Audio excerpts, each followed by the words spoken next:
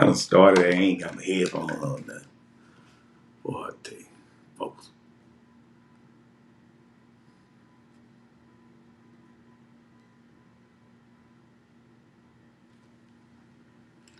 I ain't gonna need them right now. Dang. What's going on, y'all?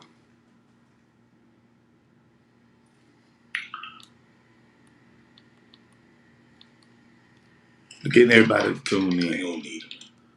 I done put my headphones on and everything. But anyway, let me go and get to the business. Say, as y'all know already about the officer that's deceased. And, man, it's cold, man. It's a sad situation. Cause I got homies that knew him real strong, and his name was Officer Darren Burks. R.I.P. to Officer Darren Burks. He listen, guys. He graduated in December. He wasn't even out on parole. I mean, not parole, out on patrol. He wasn't out on patrol, but maybe since June, couple months, and then he get ambushed like he did.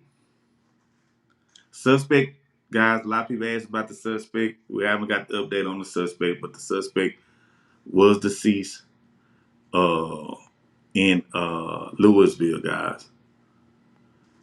He was on a chase, so I'm gonna go over a little bit of it, and then I got Lamar Glass I'm gonna bring on in just a minute. I want to speak on him. He a former officer as well, and now working with Witherspoon Law Firm. So I'm gonna bring him on in just a second, but first I'm gonna go over for some people that don't know and just run down the briefs of what's going on. Then I'm gonna click through pictures so y'all can see, and we'll take it from there. So again, Dallas police officers were shot and killed. One was shot and killed on Thursday night, with two additional officers injured during the incident that led to a police chase in Lewisville. The suspect who initially shot the officer exited the vehicle in Lewisville and armed with a long gun and was subsequently shot by Dallas police, dying at the scene. So now here goes the timeline of the events. Thursday, August 29th. So I'm going to click through some of these pictures so y'all can see the shooting at Ledbetter Drive. Around 10:10 p.m., officers responded to an officer in distress called in 900 block of East Ledbetter Drive. That's where the old YMCA is. Upon arrival, they found a male officer shot near his squad car. Notably, the injured officer did not make the call for help. The dispatcher heard a noise suggesting distress and dispatch units. The suspect exchanged gunfire with two officers, injuring them. So that's what caused the police chase. Following the shooting, a pursuit began along I-35 with the Lewisville Police Department assisting. The chase concluded in Lewisville where the suspect was shot after exiting his vehicle with a long gun. The Lewisville police chief confirmed that officers did not fire the weapons. So, and then boom. So then we had for Friday, August the 30th, the closure of northbound lanes on I-35 and 121 and causing traffic disruption. The lanes will reopen shortly around 7 a.m. The situation has left the Dallas Police Department mourning the loss of one of their own and supporting the injured officers. Now, Chief Garcia will be doing a press conference at 5, so I will be there at 5, guys. He will be doing a press conference at 5. Okay, run through a couple of pictures. Man, that's cold-blooded, man. That's cold. And everybody's saying that the officer was cool. That and man, that just and now you really can't even find out why, because that's the question is why. Why would he do that, officer, like that? Just ambush that man like that with a rifle? That ain't that's cold, man. So prayers goes out, condolences goes out to Officer Burks, And again, everybody I know, they say he was a teacher. I guess at one of the schools. I'm gonna say Dallas Can, but a lot of people say he was cool. He was a teacher at Dallas Can previously, and like I say, he still was a. He haven't even been on the force a year. So we'll get one up for him. Uh, right now, let me bring on Lamar Glass, and he gonna say a couple things. Speak on this situation. Wait a minute. Let me unmute you real quick. Uh, what's going on, Bob? Okay, How you doing? let me introduce you the right way. Hey, look, this Lamar Glass, y'all, former Dallas police officer and now chief investigator for the Witherspoon Law Firm. What's going on, Bob? Man, I had better days. Waking up to that is it hit different, man. It really And does. and and I remember you too on the scenes a few times, man. I was like, dang, that show is you okay. Now, what you think about this situation, this tragic situation? And to be honest with you, it's just hard to even speak on something like this.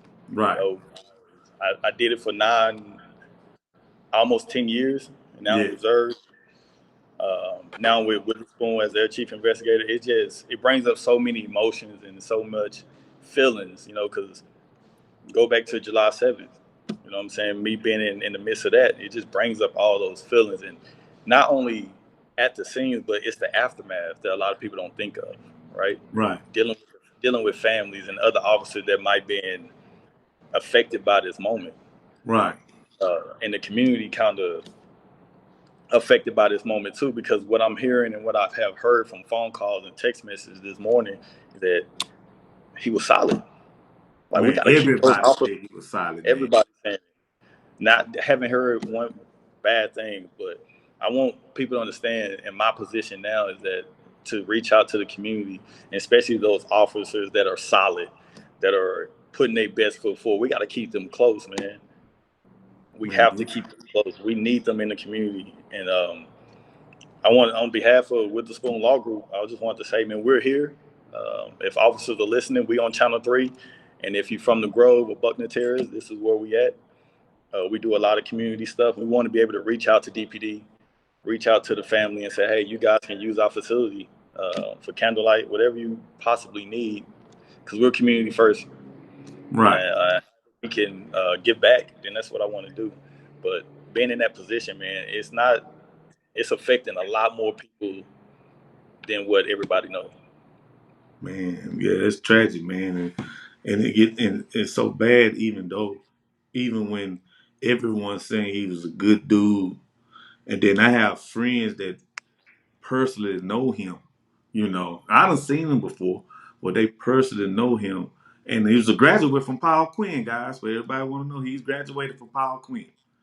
So he in the jungle, graduated from the trenches. You know what I'm saying? So man.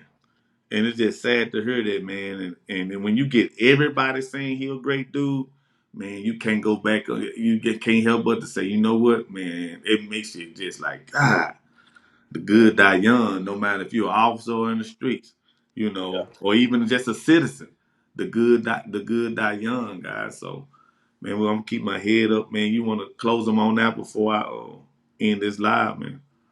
Um, really, man, just keep that family close and keep Channel 7 South Central Patrol Station. Keep them close. Send your thoughts and prayers. And I'm encouraging the officers, man. This is the time to reflect on the good that's in the community, because we Right. can go down that rabbit hole and be like, man, things could get weird for real.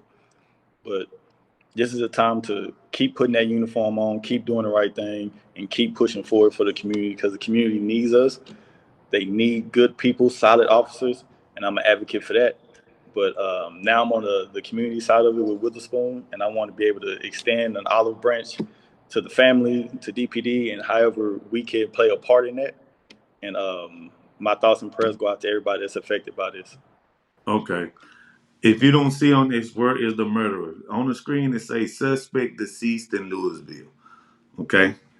So, okay, appreciate you, Lamar. We finna head on out, man. And I'm finna get ready for this press conference with Chief Chief Garcia. Man, I was finna say Chief Renee Hall. I Dang, say. I'm tripping, man. When Chief goes